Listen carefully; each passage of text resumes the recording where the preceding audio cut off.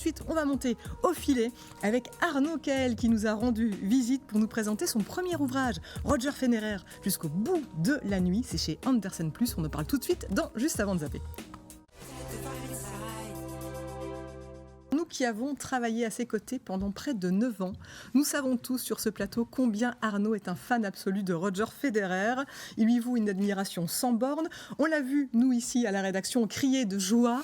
On l'a vu également claquer des portes de rage. Pleurer aussi beaucoup. Pleurer aussi lorsque l'adversaire de Roger le battait. Malheureusement, c'est arrivé parfois. Et donc, à un moment, Arnaud, il a fallu coucher cela sur le papier. Tu as eu envie d'en parler, de parler de cet amour sans borne que tu voues à Roger Federer. Et voilà, cet ouvrage est sorti, Roger Federer jusqu'au bout de la nuit. C'était un passage obligé pour toi d'en parler ? Pas franchement, non. En fait, c'est venu très très tard et je le dois vraiment à mon éditeur Olivier Larizza chez Andersen+, qui m'a souffler l'idée. Alors ça peut paraître incroyable parce que je suis Roger Federer comme depuis ses tout débuts en 2000. Je vais pas vous raconter. Et tu dis je suis, toute son tu histoire. es aussi. Je suis. Tu l'incarnes. On pourrait presque dire ça. Je ne me permettrai surtout pas. Mais en tout cas voilà, je suis beaucoup Roger donc depuis 2000, depuis les Jeux Olympiques, c'est là que j'ai découvert et je le dis dans le livre. Et depuis tout petit aussi. Alors c'est facile à dire, mais j'ai eu ce rêve un jour d'écrire un livre et de me dire je serai un jour dans la bibliothèque de mes parents que j'ouvrais souvent. Et donc voilà, c'est un petit rêve que j'accomplis quelque part, mais écrire ce Roger, c'est mon éditeur un jour comme ça qui est passé à côté de moi et qui m'a dit mais pourquoi tu n'écrirais pas sur Federer ? Mais en fait, j'avais jamais pensé. Ça faisait 15 ans que je suivais Federer, que je lui voue une admiration sans borne. Et j'ai jamais pensé à écrire sur Roger. Pourquoi ? Parce que peut-être que je l'ai sacralisé. Peut-être que c'était pour moi quelque chose d'intouchable. Alors, on peut en parler, ça relève sûrement une certaine pathologie, mais... En tout cas, j'avais pas franchement pensé à ça. J'ai essayé d'écrire plein de petits trucs par-ci, par-là. Ça finissait à la poubelle. J'écrivais le soir, le lendemain matin, je trouvais ça nul. J'avais pas le bon thème, j'étais pas possédé, quoi. Et puis, et pourquoi pas écrire sur Roger ? Et en fait, surtout, pourquoi pas raconter ma vie, finalement, parce que c'est ça, à travers Roger Federer, qui a kidnappé mon quotidien, on peut le dire. Exactement. Et d'ailleurs, tu écris dans le livre, ma dévotion à l'art de vivre à la Federer est non négociable. Elle dépasse l'entendement et écrase toute raison. Ouais. Qu'est-ce qu'il a de si particulier, ce fameux Roger, comme on l'appelle, qui fait qu'à un moment, aujourd'hui, dans ta manière de vivre, il est là, il t'accompagne partout et parfois il te guide même. C'est un moteur pour moi, Federer, en fait. Alors au tout début, évidemment, j'ai tout de suite apprécié sa technique parce qu'il a quand même une technique hors du commun et tout le monde le reconnaît, que ce soit ses adversaires ou vraiment les grands spécialistes de tennis. Technique parfaite qu'il a réussi à améliorer avec le temps. Pour moi, Federer, c'est quelqu'un qui représente vraiment quasiment la perfection. Je parle d'un niveau technique, d'un niveau mental aussi, parce qu'il a aussi réussi à se mettre en question, de l'image qu'il dégage sur le court, en dehors du court, et puis surtout vraiment cette capacité d'être un grand champion, mais de s'être remis perpétuellement en question. Ça, c'est incroyable parce que c'était quelqu'un de très caractériel au début, qui cassait des raquettes. Alors on disait, ouais, Federer, champion du monde junior, super, c'est un des futurs meilleurs. Et finalement, il n'arrivait pas à concrétiser cela parce que son mental ne suivait pas. Sa femme a joué un rôle vraiment primordial aussi dans cette quête. Il l'a rencontrée très tôt en 2000. On a comme quelques la tienne, points communs. Voilà, c'est ça. On a quelques parallèles dans le livre. Parallèles par-ci par-là, donc je me suis un petit peu servi. Federer, c'est la remise en question perpétuelle. C'est un vrai moteur pour moi quand je vais pas bien, quand je suis face à une situation un peu désespérée. Je me dis mais qu'est-ce qu'aurait fait Roger Federer quand il est exposé à 3 balles de break à défendre ? Voilà, je m'en sers comme cela. Voilà, c'est pas quelque chose de très très démonstratif. C'est-à-dire que comme je dis dans le livre, il n'y a pas de poster de Federer chez moi. C'est pas un musée, mais c'est quelque chose de très intérieur, un vrai moteur pour moi. Et finalement, c'est ce qui fait aussi que ce livre-là peut s'adresser à toutes et à tous, puisque on n'a pas besoin d'être passionné par le tennis pour pouvoir te lire. C'est-à-dire qu'il y a une espèce de philosophie de vie qui se dégage, et voilà que tu appliques au quotidien, qu'on peut tous appliquer effectivement. C'est ce qu'on m'a dit d'ailleurs. Des premiers retours que j'ai eus, c'était je suis pas forcément fan de Federer, mais je me suis un petit peu retrouvé dans le livre. Quelques bribes, quelques moments plus ou moins exagérés, mais en tout cas voilà, il y a quelques choses de la vie quotidienne. Alors moi, évidemment, c'est toujours dans l'exagération et ça devient même théâtral des fois. Mais je l'assume complètement. Mais voilà, on s'y retrouve peut-être un petit peu parfois sur des sportifs ou sur des autres passions qu'on peut avoir dans la vie. Et c'est vrai qu'on le voit dans l'ouvrage, ça n'est pas évident de vivre avec toi au quotidien. Ton épouse en sait quelque chose et tes enfants, puisque forcément, épouser Arnaud Caël, c'est épouser en quelque sorte Federer. Et c'est déjà fait. Oui, c'est ça.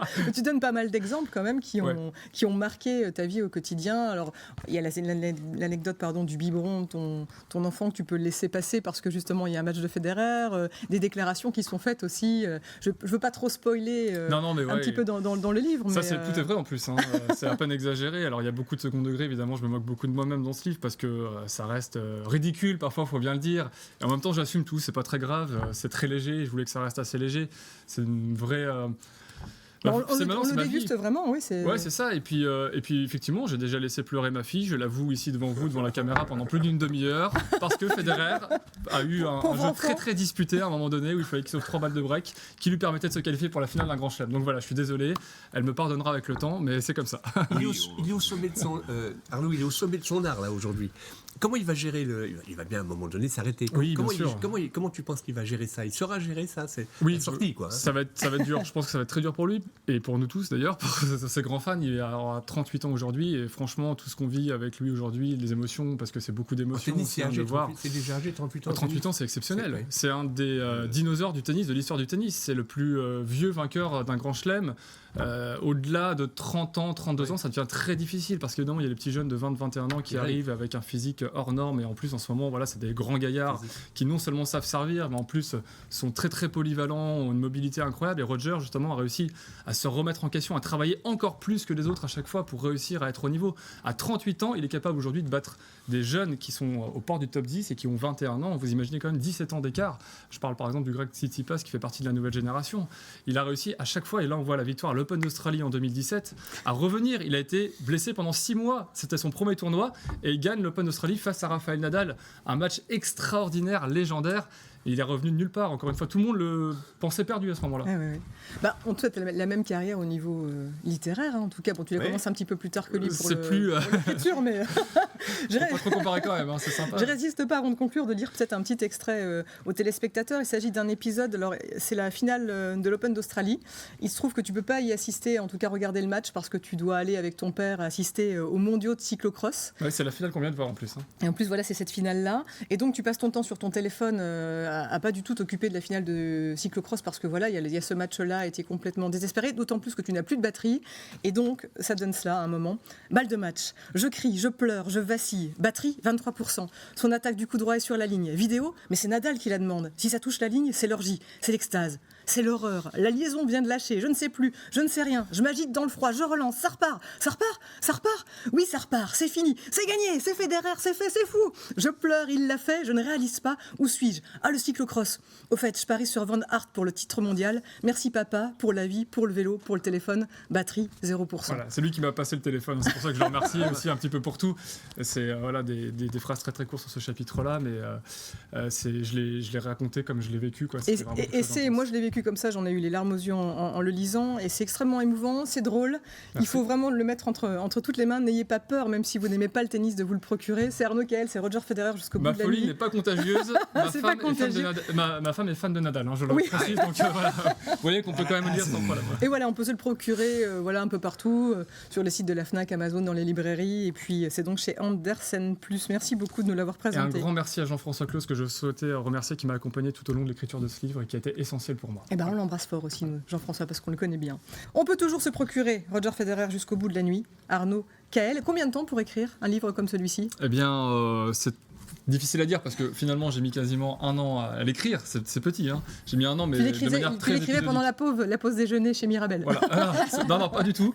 Je m'isolais dans un coin le soir, mais entre-temps, j'ai ma fille qui a ouvert la porte. Papa, tu es là? Donc finalement, c'était par petites portions de 10 minutes, 20 minutes, 1 heure. J'arrive pas à me concentrer très longtemps. En même temps, je pars un peu dans tous les sens.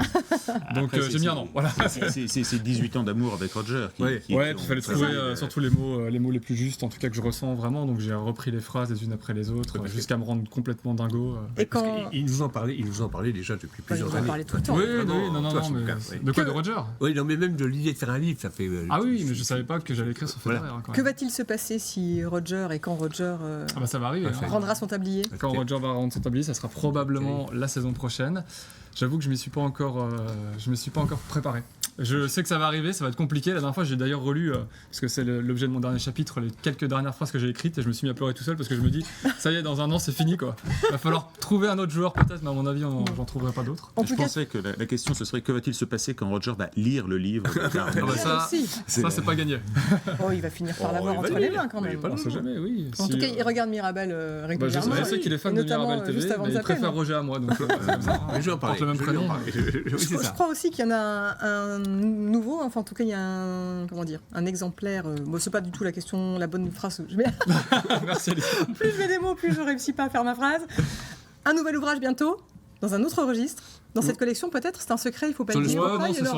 C'est sur le vélo, je voulais écrire vraiment sur le vélo, c'est quelque chose qui me tient à cœur parce que je suis issu d'une grande famille de cyclistes et le vélo je baigne dedans depuis tout petit, donc j'avais vraiment envie de rendre hommage un peu. Donc on est content, tu vois, ça sera une ça continue, mais occasion de te retrouver encore ici avec nous. C'est pas encore signé avec mon éditeur, donc si tu m'écoutes Olivier, sache qu'il y a... Nous on a envie qu'il en signe un deuxième parce qu'on a adoré celui-là, donc forcément, voilà.